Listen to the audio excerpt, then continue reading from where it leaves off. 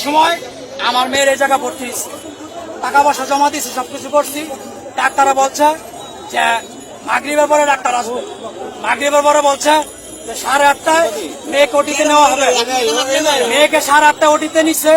নেওয়ার পরে আপনার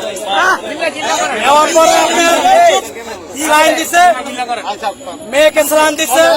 স্যালাইন দেওয়ার পর 10টা অপারেশন করছে, 10টা অপারেশন করছে। করার পরে আপনার 11টার সময় ডাক্তারে ডাক দিল।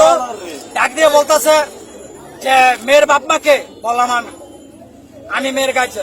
পরে উনি বললো যে মেয়ের কিছু খাওয়াবেন না, এটা টাইম আছে 4 ঘন্টা পরে আপনারা জুস এবং মনে করেন আইসক্রিম দিতে পারবেন, এছাড়া কোনো কিছু খাওয়াতে পারবেন না। ডাক্তার বললাম ঠিক আছে। তারপরে ডাক্তার বললো ঠিক আছে ধন্যবাদ। আমি বললাম যে আমার ওয়াইফও আছে, আমিও আছি। আমার ওয়াইফ যদি রাত্রে শুয়ে থাকে আমি পাহারা দিব আমার মেয়েকে, সমস্যা নেই, এটাকে আপনি টেনশন করেন না। তো সারা রাত্র আমি জাগিল। রাতে 3টার সময় আমার মেয়ে বলতেছে আব্বু আমার এই জায়গাটা চিনচিন করতেছে, আমি নিঃশ্বাস নিতে পারতেছি না, আমার বুকটা ব্যথা করতেছে, আমার মেয়ে বলতেছে।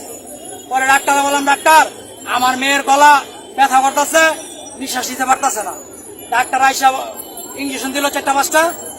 দেওয়ার পরে আমার মেয়ের মনে করেন আপনার অক্সিজেন লাগাইছে। অক্সিজেন লাগানোর পরে আবার মেয়ে 1 ঘন্টা ভালো ছিল। 1 ঘন্টা পরে আবার এই সমস্যা, আবার শুই মারছে। মারার পরে করতে করতে মনে করেন সকাল হয়েছে। সকাল হওয়ার পরে আবার ডাক্তার আসছে, মেয়ে চিকা পাকা লাগাইছে। ডাক্তার ডাক ভাই কোনো ডাক্তার আসে না। পরে বললাম যে ডাক্তার অপারেশন করছে ডাক্তাররা ফোন দেন, ডাক্তার আসুক। ডাক্তার আসার পরে আমার মেয়েকে দেখুক, আমার মেয়ে কোন অবস্থা কি অবস্থায় আছে।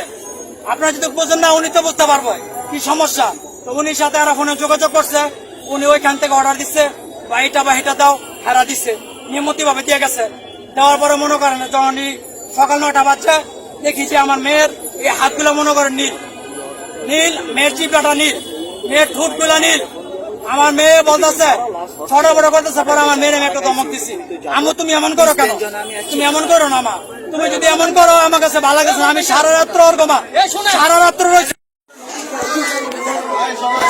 আমরা সদর থানা পুলিশ ঘটনাস্থলে 999-এর মাধ্যমে সংবাদ পেয়ে এসেছি।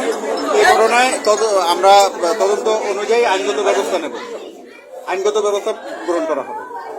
ধন্যবাদ আপনাকে। আমরা 999-এর মাধ্যমে যে অপারেশনের ফলে একটি কিশোরী 15 বছরের একজন কিশোরীর মারা গেছে শুনতে পেয়েছি। আমরা এই ঘটনার তদন্ত সাপেক্ষে আমরা আইনগত ব্যবস্থা আমরা এখন পর্যন্ত জানতে পারি নাই। আমরা চেষ্টা করব যেটা প্রকৃত যে ঘটনা উদ্ঘাটনমূলক আমরা আইনগত ব্যবস্থা নেব।